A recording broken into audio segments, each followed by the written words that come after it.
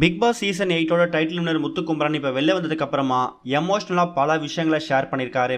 அவரோட title winning moment எப்படி இருந்திருக்கு அப்படிங்கிற மாதிரியும் பல விஷயங்களை பகிர்ந்திருக்காரு. இந்த பிக் பாஸ் சீசன் 8ல் ஆரம்பத்தில் இருந்தே இவர் தான் டைட்டில் வின்னராக வரப்போறாரு அப்படிங்கிறத மக்கள் முடிவு பண்ண வச்ச நபர் யாருன்னு கேட்டிங்கன்னா முத்துக்குமரன் தான். அதுலேயும் பிக் பாஸ் சீசன் 8 ஆரம்பித்த ஒரு 4 வாரத்திலேயே முத்துக்குமரனுக்கான ஆதரவு அப்படிங்கிறது ஒரு வாரமும் அதிகமாகிடுச்சு.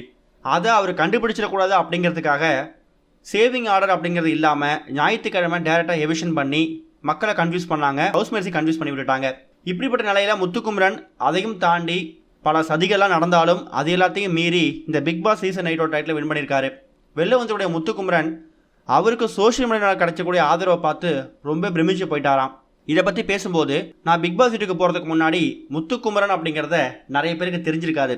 அதுவும் குறிப்பாக என்னோட பட்டிமன்ற பேச்சு, தமிழ் பேச்சு எங்கள் மூச்சு, அதே மாதிரி நான் சாப்பிட்றத பற்றி போடுற வீடியோஸ், இதை பார்க்குறவங்களுக்கு மட்டும்தான் முத்துக்குமரன்னா யாருன்னு தெரியும். ஆனால் கடைக்கோடி மக்களுக்கு முத்துக்குமரனை பற்றி தெரிஞ்சிருக்க வாய்ப்பில்லை. சோஷியல் மீடியாவையும் டிவியையும் யூஸ் பண்ணாதவங்களுக்கு முத்துக்குமரனை தெரிஞ்சிருக்க சுத்தமாக வாய்ப்பில்லை.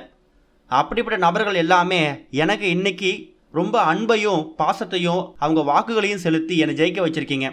இந்த நன்றியை நான் மறக்கவே மாட்டேன்.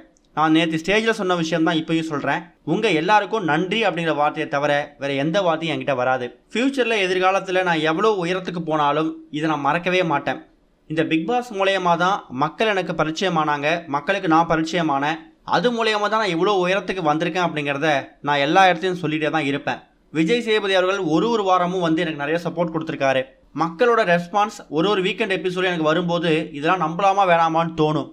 இல்லை இவங்க வந்து ஏமாற்றத்துக்காக கத்துறாங்களா, இல்லை சும்மா டாஸ்க்காக கத்துறாங்களா அப்படிங்கிற மாதிரி யோசிச்சுட்டு இருந்தேன்.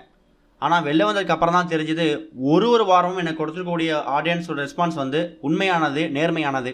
உள்ளே இருக்கும்போது நிறைய விமர்சனங்கள் வந்துச்சு. பிஆர் ஒர்க் வைக்கிறாங்க, பிஆர் ஒர்க் வைக்கல.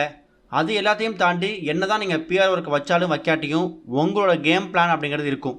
அந்த வகையில் சௌந்தர்யா மேலே 1000 விமர்சனங்கள் வைக்கப்பட்டிருந்தாலும் அவங்களா இருந்தோட்டு தான் மக்களுக்கு பிடிச்சி போயிடுச்சு.